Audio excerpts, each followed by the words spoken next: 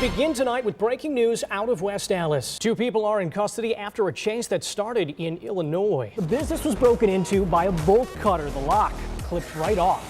They're not familiar with the man at the center of this standoff and tell us he has no criminal record. They are canceling third shift because of what happened inside the building behind me. You can still see squad cars and police tape. I had the feeling that we're like being watched or something, by the way. Scary. You will just simply drop the microphone and walk off frame? Still correct?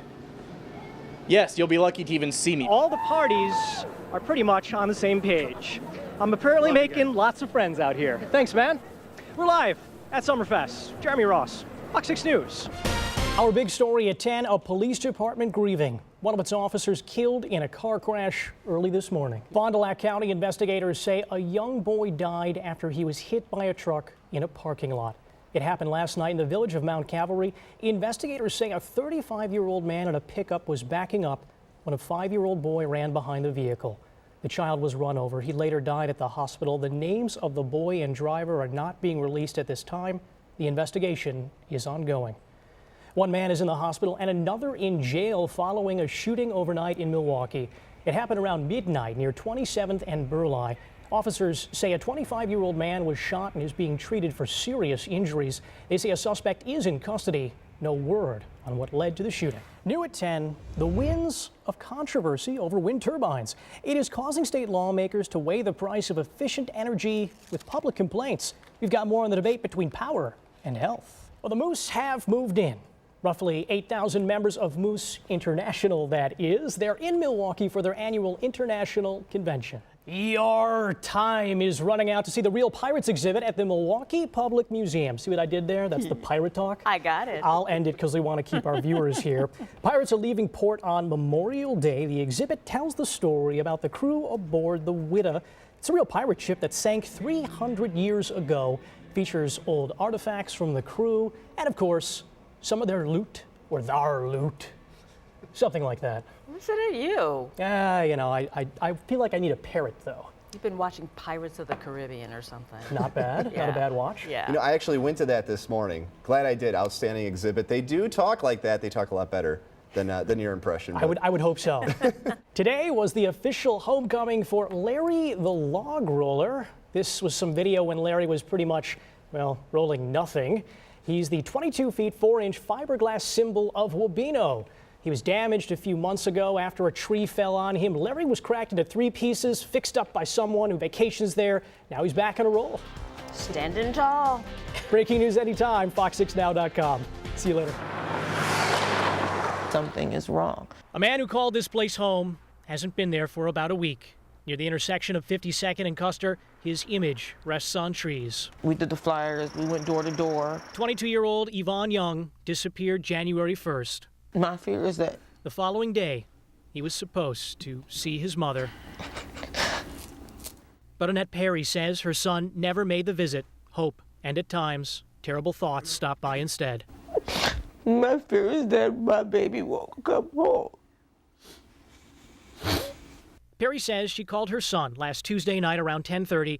The last words spoken to him were, "I love you." Young's roommate heard a car pull up outside their home and saw Young leave around 10:45. The 22-year-old left his jacket behind, suggesting he wouldn't be gone long. He hasn't shown up for work. No one has been able to reach him since. So I started calling back, and it was going straight to voicemail. Online, Young is easy to find. On YouTube, the rapper goes by the name Young LT. His mother says he's never run away before and has no known enemies, though his music could draw scorn or jealousy from others. He's an up-and-coming artist, so there's always people that talk mess here and there. But the family is hoping someone is interested in talking about where Young is, offering this plea. Please call me. Please call the police station. The numbers are on the flyers. Hit us on Facebook. We've got all type of ways for them to contact us. We have links to all the contact information the family was talking about on our website. That's fox6now.com. A vigil is scheduled to take place tomorrow at 7 p.m. in the area of 52nd and Custer. In between the stretch of road connecting Rome and Sullivan, Wisconsin, thousands assemble. Look at the big fish. I got some nice looking floats today. You're going to enjoy it. They watch and witness something in between madness and genius. What is that? Lunacy and laughter. Somebody got run over or something. Who cares? Anarchy and artistry. It's not a normal parade. If you consider Dan Boss an artist, It's showtime. then his paintbrush is his bobcat. Faster, slower. Now you might have to just lower the hair once it gets up 4 or 5 feet. Back her up. If you'd call Boss a sculptor, Looks nice. then he's welding or melding machinery Killer. into a not-so-perfect piece ready to roll out on display. PVC pipe that's all haggard. A Batmobile car. Double-decker school bus, huh? Oh yeah, I forgot there's a pontoon boat on top too. Welcome aboard the maiden voyage of the Big Johnson. Welcome to the 2011 Junk Parade. Formed from a calamity of clutter, cocktail of adrenaline, engineering, and alcohol. There's a little bit of beer involved always. A mix of machismo, mechanized machinery, and did we mention alcohol? A lot of alcohol, mostly alcohol. We'd like to tell you this display is dedicated to the responsibility of recycling, but It's about being irresponsible. It's just about having fun. It's a good way to raise some money. funds collected here go to the Sullivan Area Chamber of Commerce and local first responders. Oh, look at this. And firefighters are about to earn that cash as a Ford F-150 disguised as a big mouth bass catches fire. A fatality? Bass is gutted, Casualty. but this fish gets hooked on a line and towed away fine.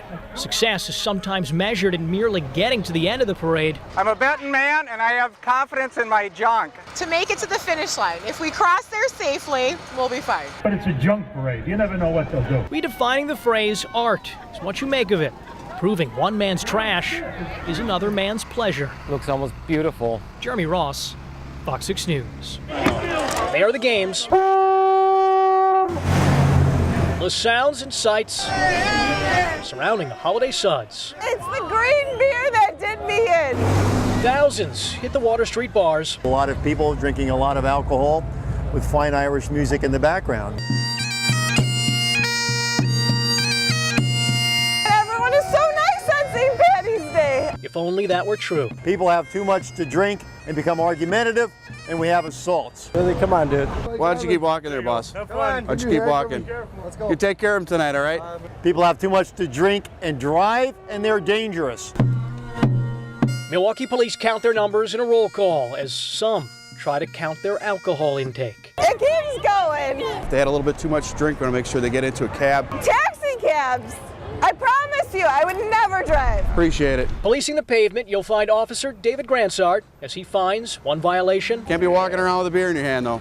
after another. You know you can't walk around with that, right? Why don't you do me a favor? Go ahead and pour that out right there. You're not allowed to drink alcohol on Milwaukee sidewalks. So hopefully it's a deterrent effect that people look left and look right and see some blue and decide to moderate the green. If you're not doing anything wrong, you should have nothing against the police.